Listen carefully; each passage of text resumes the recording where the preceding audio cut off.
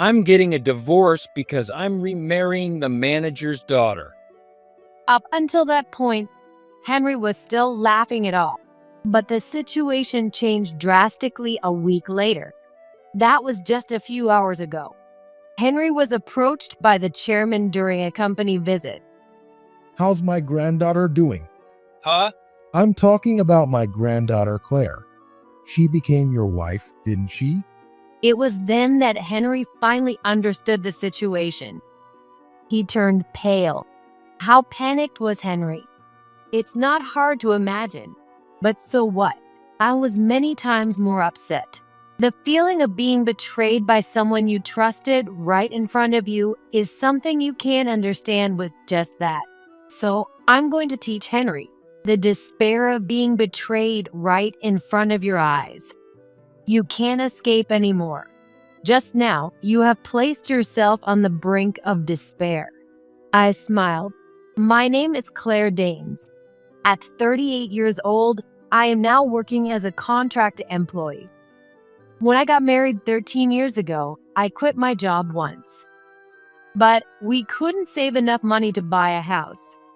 So after discussing it with my husband Henry, who works at the same place, I returned to my old job as a contract employee.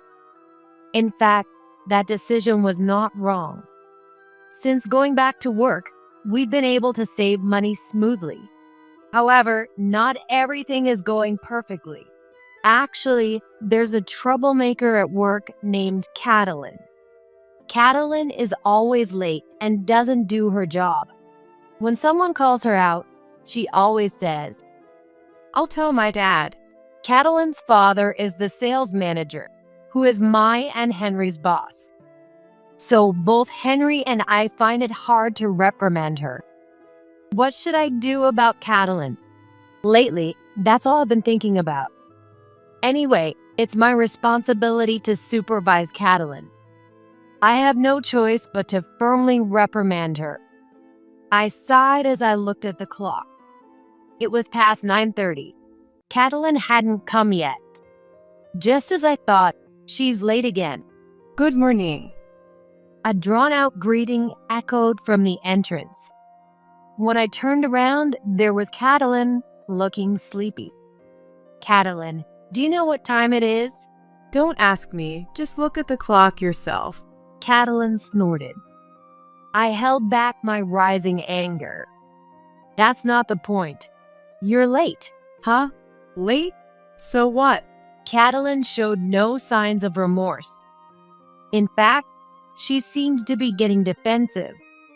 "Listen, you're an adult. I decided today was the day I would finally address this properly." Just as I began to speak, "You're annoying. If you have complaints, I'll tell my dad." "Huh? Your dad?" "Yes, I'll tell my dad that there's a woman here who bullies me at work." Catalin smirked. I could only sigh. Here we go again. But giving up here was always my mistake. I steeled myself. I continued, looking straight at Catalin. "If you want to tattle, go ahead. As long as you do your job, you can say whatever you want." "Ugh, what's with this old lady?" Catalin slammed her bag on the desk. The employees nearby flinched. Of course, I was startled too, but I couldn't show it. "Why are you late?" "It's none of your business." "Is it something you can't explain? Don't you have any sense of responsibility as an adult?" When I asked, Catalin pouted. "You're so annoying. Who cares?" "It's not fine. This isn't a child's play." Just as I was about to reprimand Catalin, I heard clapping. I turned towards the sound to see the manager, David, standing there.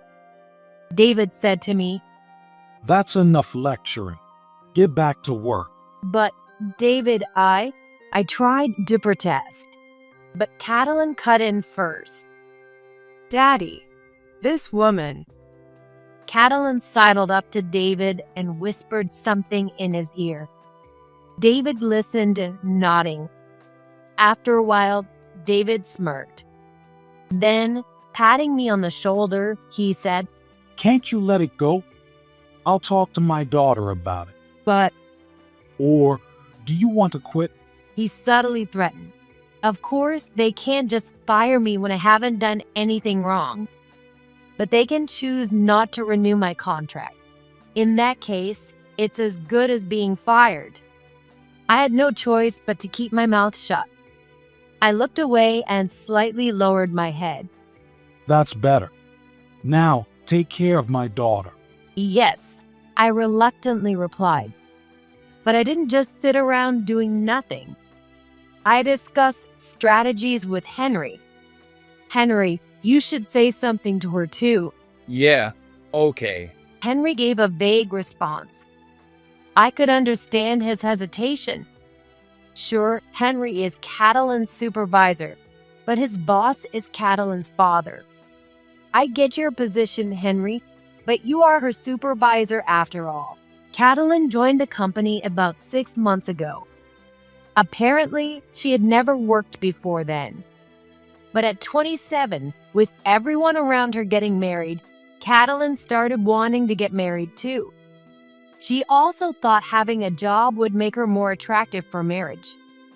So she asked her dad to get her a job at this company. Given that background, no one wanted to be involved with Catalan.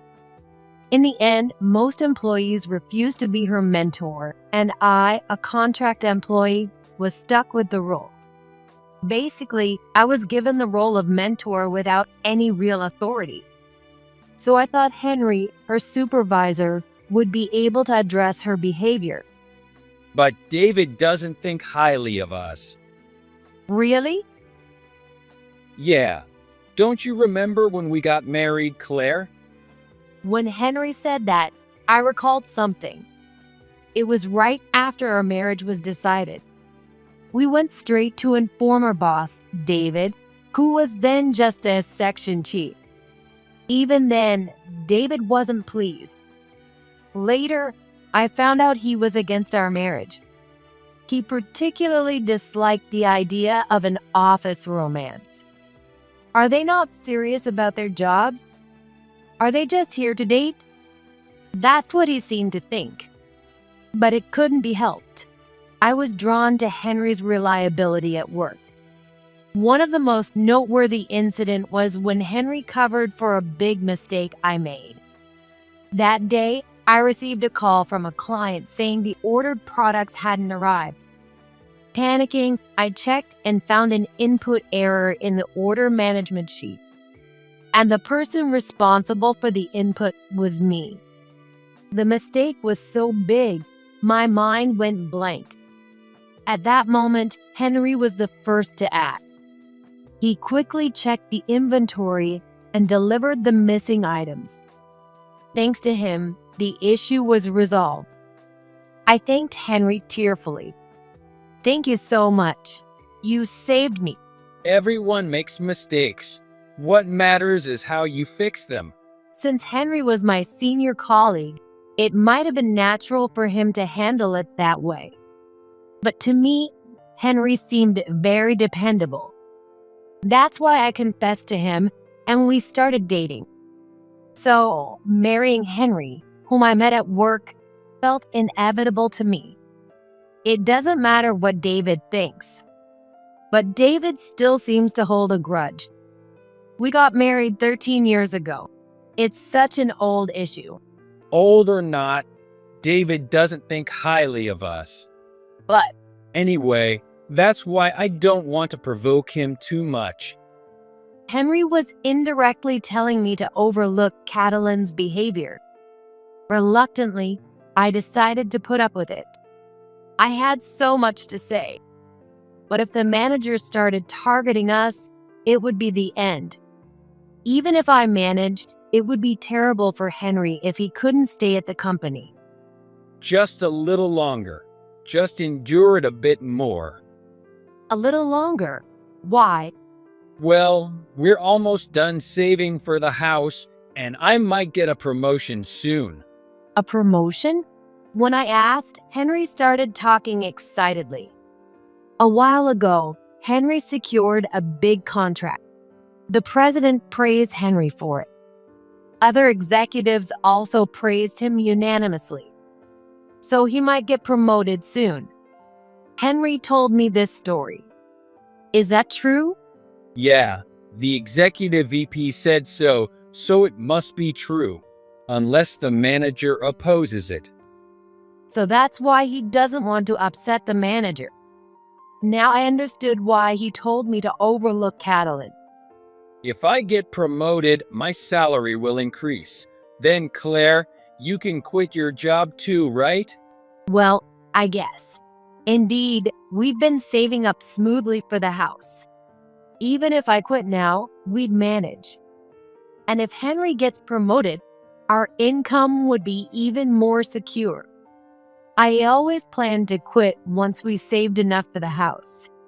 Maybe it's the right time. I slowly nodded. Okay, if you get promoted, I'll quit the company. Are you sure? Yes, we have enough for the house, and it's a good opportunity. I decided to endure a bit longer, as Henry suggested. And once Henry's promotion is confirmed, I'll quit the company. I finally made up my mind. After that, I felt much more relaxed. I didn't care if Catalan was late or slacking off, but I was still technically her supervisor. So I kept giving her basic warnings. I told you not to be late, didn't I? Huh? Another nagging? You're so persistent, old lady. Catalan's words annoyed me, but I responded with a forced smile. It's not nagging, it's a reminder. You're an adult, so act like one. Yeah. Catalan gave a half-hearted reply. In the past, I would have raised my voice at this point. But now that I've decided to quit, it didn't bother me anymore. Besides, I heard a rumor that Catalan might quit to get married soon. In other words, I would be gone from Catalan's life, and Catalan would be gone from Henry's life. It's a win-win situation for everyone involved. So, no matter how Catalan reacted, I didn't care anymore. A few weeks later, Henry's promotion to deputy manager was announced.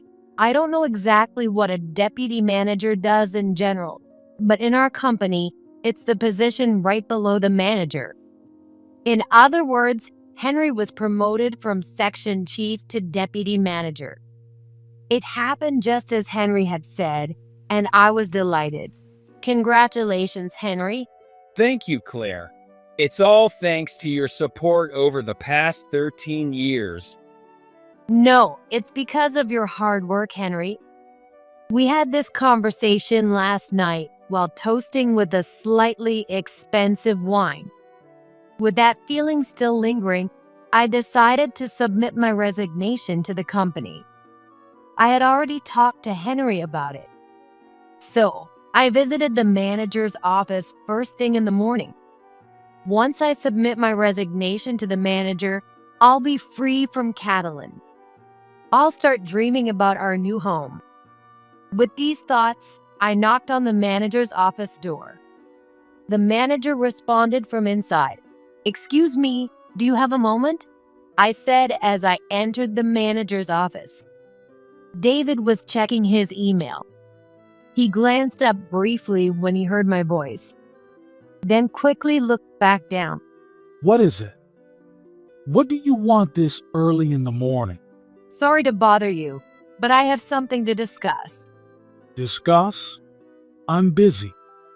David stopped what he was doing and stared at me. I hesitated, but then pulled out my resignation letter. "Here, please." A resignation letter? Are you quitting? David looked puzzled. I smiled back. "Yes, thank you for everything." I see. Finally leaving, huh? David nodded several times, seemingly satisfied.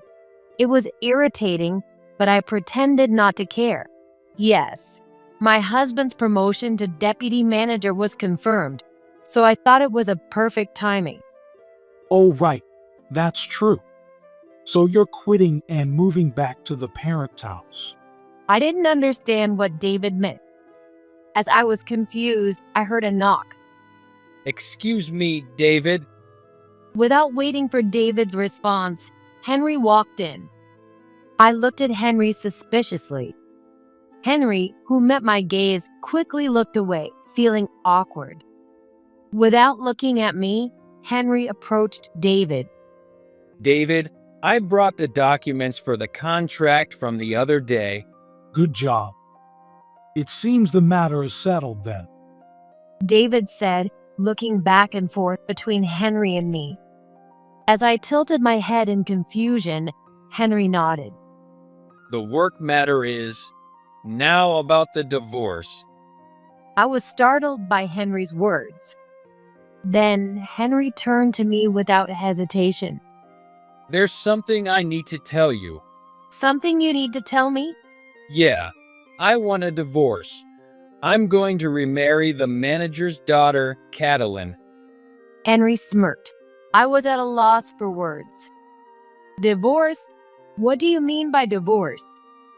And remarry Catalin? A whirlwind of thoughts raced through my mind. I was so confused, I almost collapsed on the spot. Seeing my distress, Henry calmly said, You've aged quite a bit, and I prefer someone younger. What? Wait a minute. No waiting. It's divorce, divorce. Look, I even have the papers ready. Henry pulled out a piece of paper from his pocket. It was a divorce paper with Henry's name on it. Henry forcefully handed the paper to me.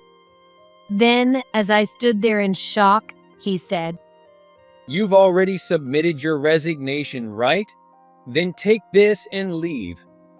What? Why? What do you mean? Working in the same place after a divorce would be awkward. Now get out.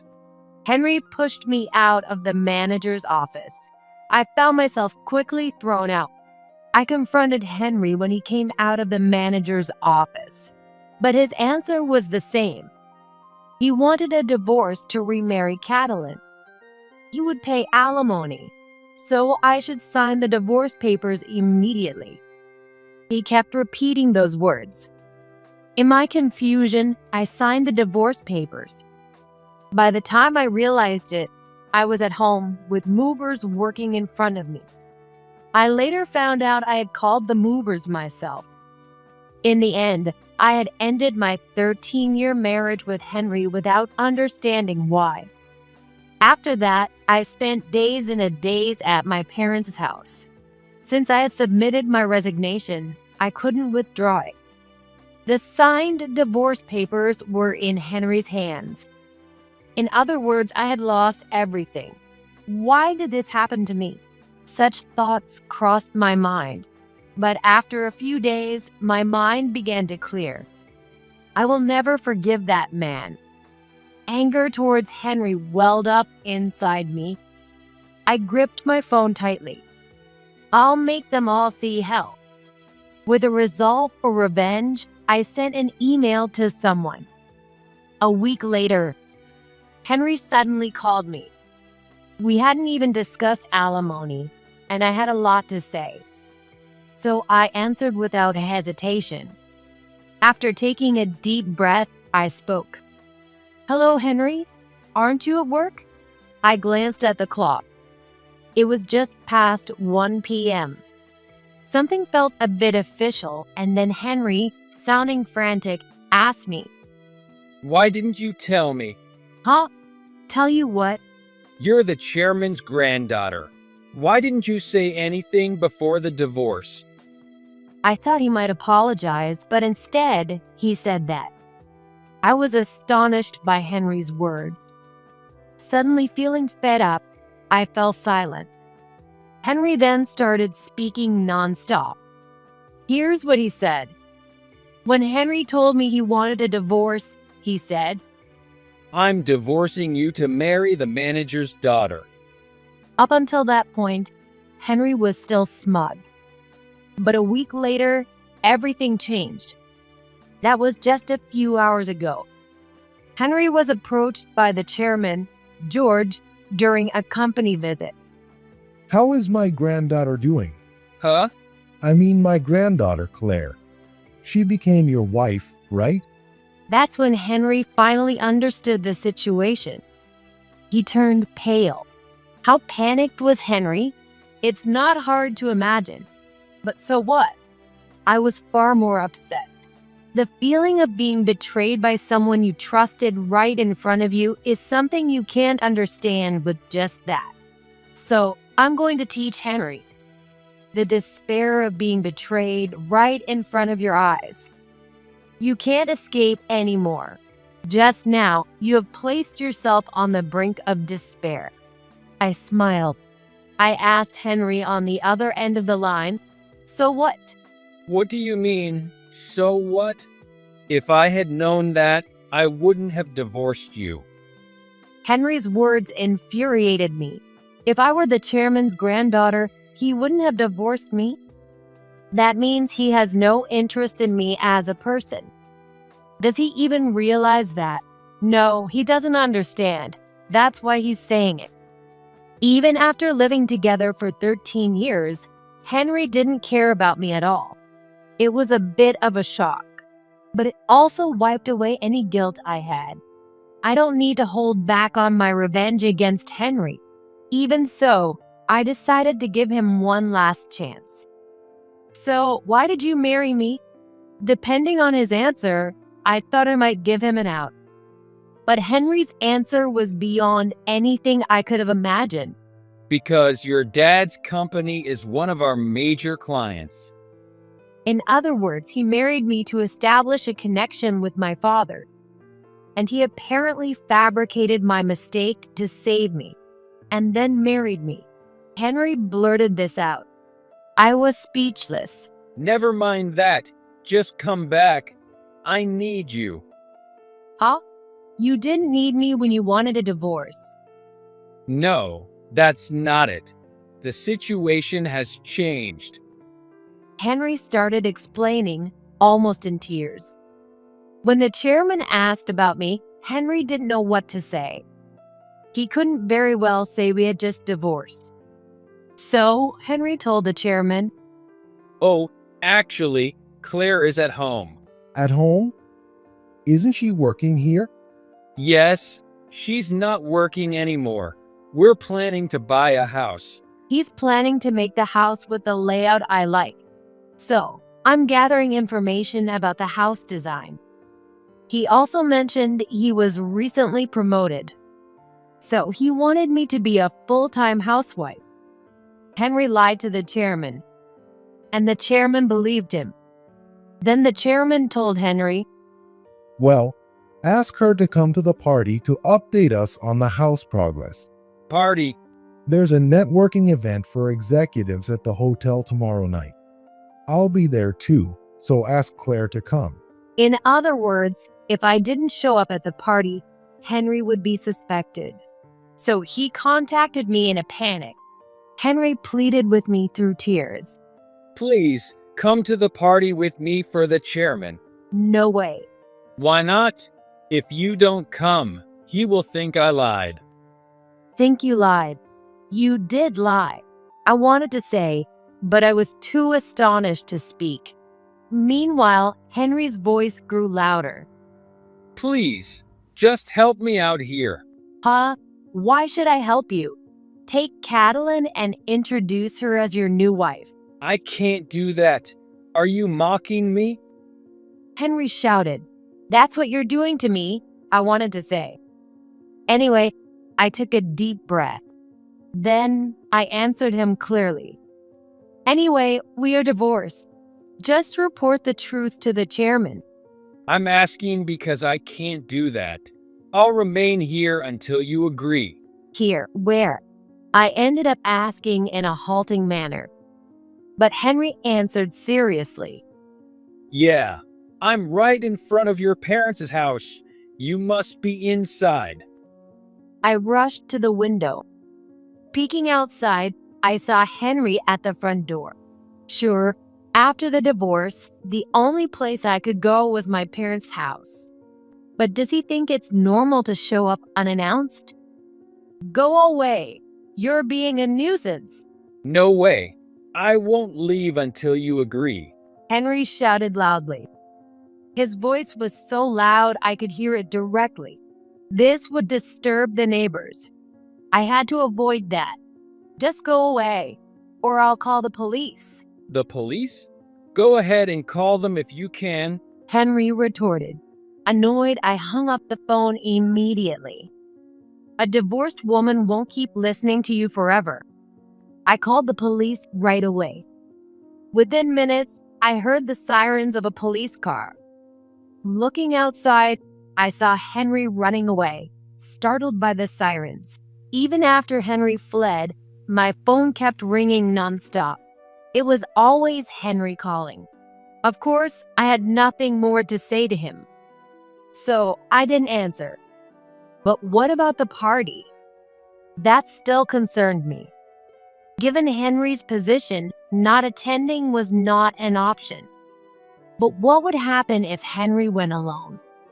The outcome was obvious. Well, maybe I should go watch his disgrace. I laughed and made a special request to my father. Here's what it was. After hearing about the party from Henry, I contacted my father immediately. I told him to pretend I had asked for a favor. When the divorce was decided, I planned to inform my grandfather George, the chairman, by email. But I didn't mention the divorce in the email. I just said I had something to discuss. The chairman, seeing the email, must have come to see me under the guise of an inspection. But he couldn't find me. So he designated the party as the meeting place. Realizing this, I asked to meet with my father and grandfather together. If my father said so, my grandfather wouldn't refuse. This gave my father a reason to attend the party. Conveniently, my father ran a separate company from the chairman. In other words, my father was also a company executive. Therefore, it wouldn't be strange for him to be at the executive networking event. All I had to do was pretend to be my father's secretary and attend the party. That way, I could legally witness Henry's predicament. Smiling to myself, I welcomed the next day. As evening approached, the time for the party drew near. I headed to the local hotel banquet hall with my father. From a corner of the venue, I watched the proceedings, and soon the chairman arrived. Though he rarely appeared at the company, the chairman was respected by other executives. Shortly after, Henry appeared, looking nervous. The chairman immediately approached him. Good to see you. So, where's Claire? Oh, Is Claire not here? The chairman looked puzzled. Naturally, he had expected me to come. I wondered what excuse Henry would come up with. I muttered to myself and watched how things unfolded. Where is Claire? The chairman asked again. Finally, Henry answered. well, Claire is not feeling well. She's resting at home now. Henry began making excuses. George listened, looking disappointed. It would be troublesome if George believed Henry's excuses. So, I quietly moved to a corner of the venue. From behind a pillar, I called George. Oh, wait a moment. I just got a call from Claire. From Claire? Henry looked startled as George answered the phone. Grandpa, long time no see. Oh, Claire. How are you feeling? Huh? I'm feeling great, I replied cheerfully. George frowned. Claire, aren't you unwell today? No, I'm fine. Who said I was sick? When I asked, George slowly turned his gaze to Henry. He stared at Henry and asked me in a lower voice, I heard it from your husband. Do you mean Henry? Well, he's my ex-husband now. The moment I said that, George's eyes widened. Meanwhile, Henry was in shock. Watching their reactions, I continued, barely suppressing my laughter. Actually, I divorced Henry. He prefers younger women. I see. Despite his calm words, George's face turned red. I added fuel to the fire by telling him more of what Henry had said. Henry is going to marry the manager's daughter. He didn't tell me, but he's aiming for a promotion. What does this mean? When he realized I was the chairman's granddaughter, he said he wouldn't have divorced me if he'd known. Before I could finish, the call abruptly ended. It seemed George was so angry that he accidentally hung up. Still gripping his phone, George yelled at Henry in front of him. What were you thinking? You abandoned my granddaughter. No, it's not like that. Then why did you divorce her? Yikes! Henry immediately dropped to his knees, begging for forgiveness. I found the scene amusing and couldn't help but laugh. Soon, George started loudly berating Henry. Of course, George was the only one shouting. Henry remained on his knees, unable to say anything. He didn't move an inch. I watched the scene with a smirk. After a while, I had an idea and took a photo of Henry on his knees from a distance. This should teach you a lesson, but don't think I'm done with you yet. I muttered as I checked the time on my phone. It was just past 7 p.m. She should be here by now. I glanced towards the entrance. Even at a time like this, Catalin is late. I sighed. Actually, I had invited Catalin to this event. Well, saying I invited her might be misleading. I called Catalin and said, "There's a party at the hotel tonight." A party? So what? It's a local executive networking event. Lots of wealthy people will be there. Really? For real? Her tone changed instantly. Got her, I thought, smirking. Henry will be there too. So why don't you join him? I was essentially egging her on. Catalin took the bait. So she was bound to show up. When she arrived, another commotion would follow. She should be here by now. Why is she always late? Just as I was tapping my foot, a flashy woman sauntered into the venue. In a brightly colored dress and garish makeup, Catalin stood out in a bad way. As soon as she entered, Catalin headed straight for the chairman, George. She probably knew his face. Ignoring Henry, who was on his knees nearby, Catalin greeted to George. George, thank you for yesterday. And who might you be? Oh, come on. I'm Catalin, the manager David's daughter. We met yesterday during the inspection, remember? Catalin laughed crudely. At that moment, George seemed to piece everything together. That's right. You're David's daughter. By the way, are you married? Yes, my husband is Henry, the deputy manager in the sales department. I thought he already had a wife. When George asked Catalin, she burst out laughing. Oh, you mean that old lady? We got rid of her. Got rid of her? Why? Because she was in the way, and it's better to have a younger wife. Catalin continued, explaining how she had been involved with Henry for a long time. Henry preferred a younger woman, and his ex-wife was annoying at work, always nagging and complaining. So they got rid of her from the workplace too. She's probably sitting alone now, crying because she lost both her husband and her job. Catalin laughed crudely again. I had invited Catalin to cause a scene, hoping to lower her standing and get some revenge. But I hadn't expected her to say so much. This is bad, I thought, and quickly approached Catalin. Just as George was about to shout, I stepped between them. Watch your mouth. George was surprised to see me. Catalin, equally shocked, quickly scowled. What? Why are you here? That doesn't matter. Do you not know the meaning of the word limit? Catalin pouted at my words. Huh? You're nobody to me now. You're no longer my colleague, so don't act high and mighty. I'm not acting high and mighty. I'm just telling you not to insult me openly. Going too far would make things irreversible. I wanted to say so, but Catalin just laughed. What? Are you saying you're hurt at your age? It's no use. This is irreversible. I pointed to Catalin's feet. By the way, do you know what that is? That?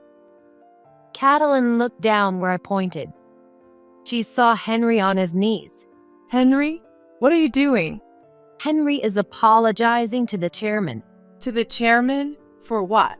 For insulting me just like you did. Catalin tilted her head and then snorted. Huh? Why would he apologize to the chairman for insulting you? Because I am the chairman's granddaughter. Huh? Wait, granddaughter? You. Catalin blinked in shock, looking between me and George. George nodded quietly in response to her gaze. Catalin finally realized she was in deep trouble. What? But you never mentioned it. Of course, I wouldn't openly declare it. I didn't want to be judged based on that. But Catalin, who always hid behind her father's power, probably never thought that way. I sighed and tried to reason with Catalin. That's why, if you want to apologize, now's your chance. What? Are you using the chairman's authority to threaten me? Don't be ridiculous. Catalin shoved a nearby table. The sound of expensive plates shattering echoed. Oh no, she's done it now. Catalin didn't seem to realize the consequences of her tantrum. Soon, she started shouting loudly.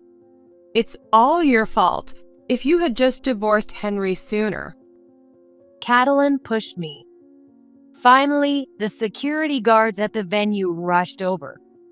They quickly restrained Catalin and asked George what to do. Call the police. Otherwise, she'll never learn. What?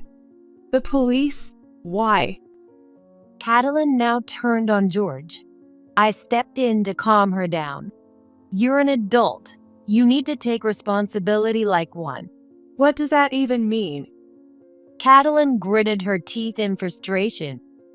In the end, Catalin was taken away by the police without apologizing.